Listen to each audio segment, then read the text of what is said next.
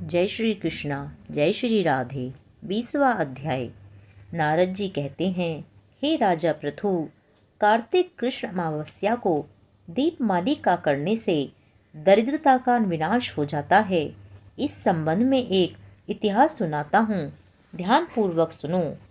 थुरसैन देश में सत्य शर्मा नाम का अत्यंत दरिद्री एक ब्राह्मण रहता था।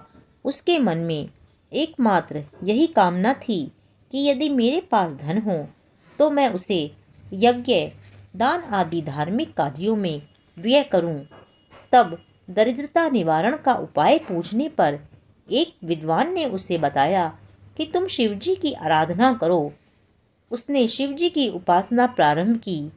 1 वर्ष बीतने पर एक दिन शिवजी ब्राह्मण का रूप धारण कर उसके पास आकर बोले, हे विप्र, धन की प्राप्ति के लिए तुम राजा के पास जाकर उससे वरदान मांगो कि कार्तिक की अमावस्या को हमारे सिवाय कोई और अपने घर में दीपक न जलाए।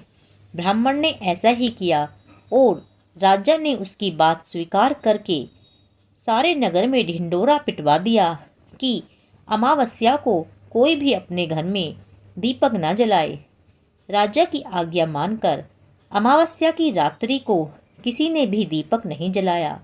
जब रात्रि को लक्ष्मी जी नगर में आई तो देखा कि समस्त नगर में अंधेरा है, मगर एक ब्राह्मण का घर खूब सजा हुआ है और दीपमाला से जगमग हो रहा है। लक्ष्मी जी प्रसन्न होकर जब उस घर में प्रवेश करने लगी तो ब्राह्मण मार्ग रोककर कहने लगा कि हे भद्रे, तुम्हारे पति अत्यंत कठोर हैं और तुम अत्यंत चंचल हो, इस कारण हमारे घर में प्रवेश मत करो। तब लक्ष्मी जी कहने लगी कि भगवान के शयन के समय मैं आई हूँ, इस कारण निश्चय ही तुम्हारे घर में निवास करूँगी।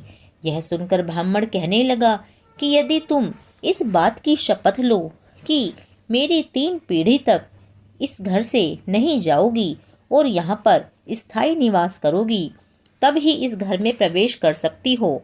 लक्ष्मी जी ने कहा कि यदि तुम विधि पूर्वक मेरा पूजन करोगे तो निश्चय ही मैं तुम्हारे घर में वास करूंगी।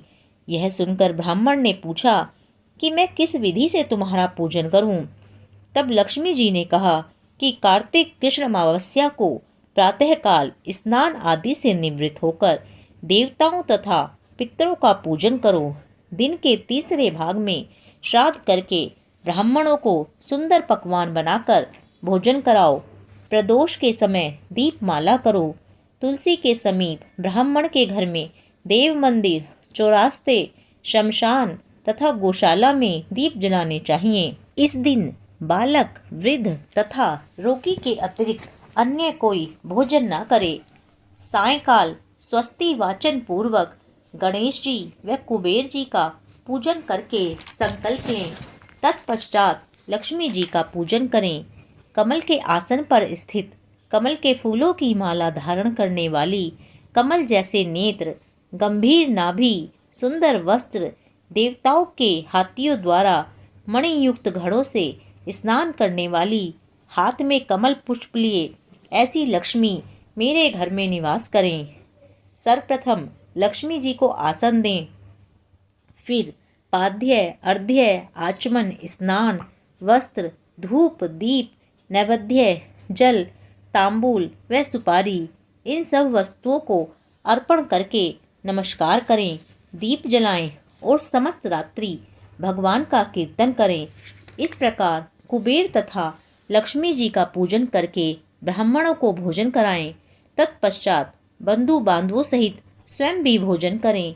सत्य शर्मा ने विधिवत इसी प्रकार किया, जिससे उसके यहाँ प्रचुर मात्रा में धन धान्य हो गया। इसके बाद उसने अनेक यज्ञ भी किए। फिर सत्य शर्मा विरक्त होकर मथुरा चला गया और वहीं पर समाधिस्थ होकर विष्णु लोक को प्राप्त हुआ। 20वां अध्याय पूर्ण। जय श्री कृष्ण, जय श्री राधे।